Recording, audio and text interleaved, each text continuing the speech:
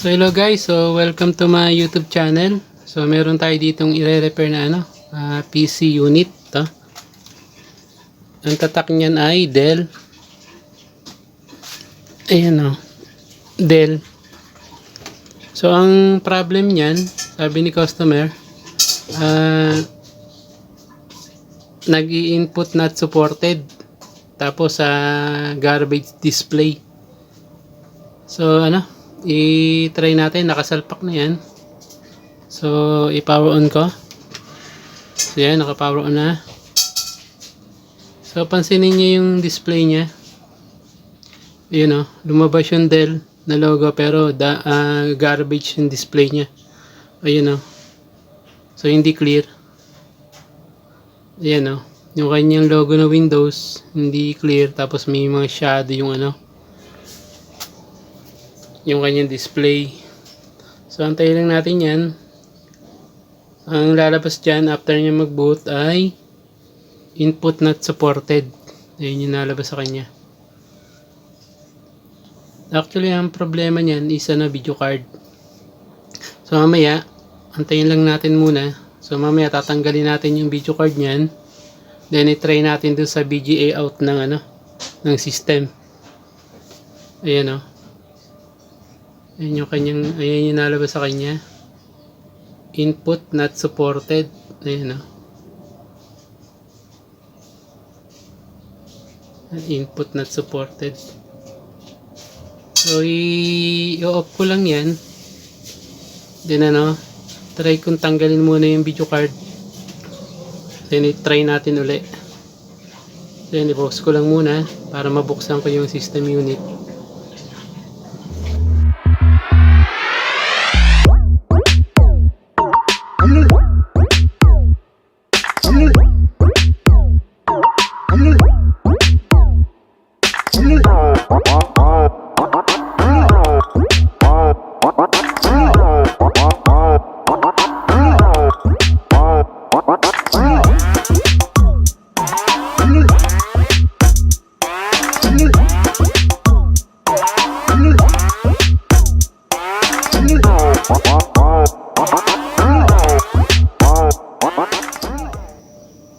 So yun guys, natanggal na natin yung kanyang video card. So ito yung kanyang video card. So Sapphire 1 gig 64 bit. So low profile lang to. So na-confirm natin na nasira tong video card.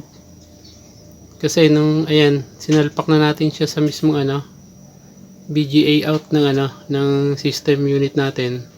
So okay naman. Pakita ko lang na okay yung kanyang display. So power on ko. Ay, naka-power on na yan.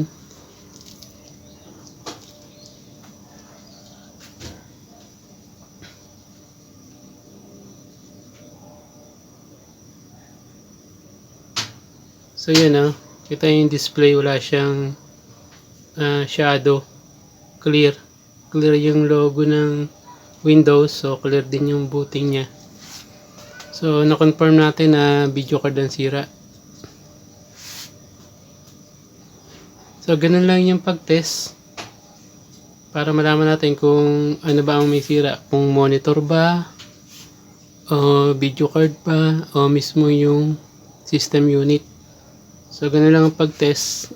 Try nyo muna tanggalin yung video card, then i-try nyo uling i-on. So pagka ganyan yung lumabas, confirm na good yung ating monitor tsaka yung system. Ang may problema natin ay video card. So yun, nag-work siya ng clear naman yung kanyang display. So sabihin ko lang sa customer na defective yung kanyang video card. So itong video card kaya nagkakaganto, nagiging garbage yung display niya, overheating kasi or ginamit sa matataas na na games. Ito kasi is low profile lang. Ang tendency nito pagka low profile tapos ginamit mo siya sa matataas na games, nag-overheat yan. Then mangyayari dyan, nare-repair naman to, kaya lang kailangan dito is revolve or rebolling. So wala tayong pang-rebol eh. So sabihin natin kay customer na magagamit naman niya yung system unit pero walang video card. So hindi niya magagamit ng maayos sa sa games. Or bumili na lang siya ng bagong video card na low profile din kasi ganito lang yung pwede sa kanya. Unit. Gantong low profile kasi hindi pwede yung mga 128 kasi malalaki yung board nun eh. Malalaki ang board nung video card na 128 eh. Hindi siya kakasya sa may slim. Slim lang kasi ang unit niya. Slim type. Kaya mga ganito lang ang kanyang video card. So yun guys,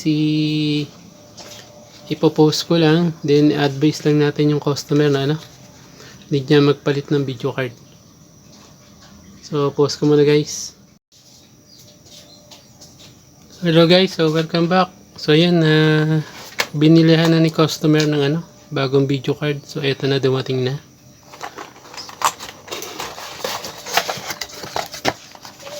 So yan low profile lang to. Pero 2 gig 64-bit lang. So yan So yan, may kasama na siyang installer. Tapos may kasama siyang back plate na pang slim. Meron. Yung nakasalpa kasi sa kanya pang pang standard na case ng PC. So ililipat lang natin yun. Yan guys, i-set up ko lang.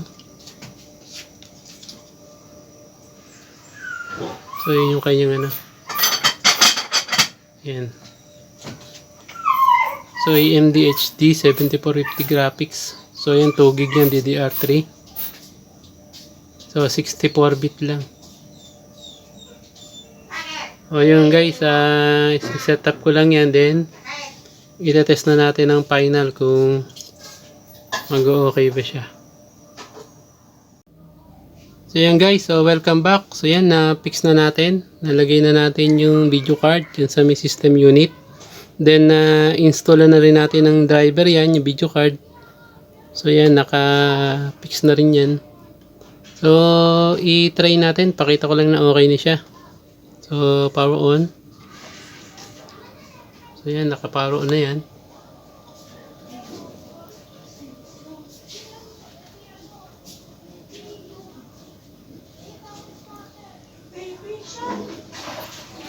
So yan guys, makikita nyo clear na yung kanyang logo ng Windows. So wala na siyang garbage display. So antayin lang natin. So papakita ko lang na naka-install na nga yung bagong video card.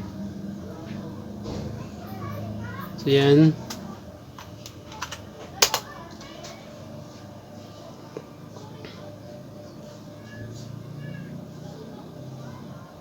So wait lang natin guys.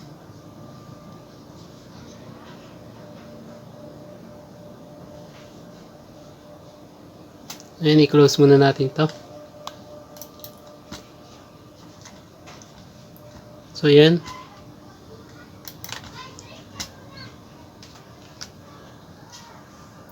Pakita ko lang.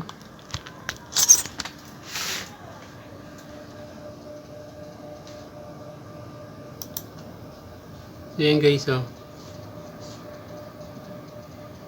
ayun yung kanyang video card na 2 gig. So yan, naka-install na yan. So working na yan ng normal. So yun guys, hanggang dito na lang yung aking video.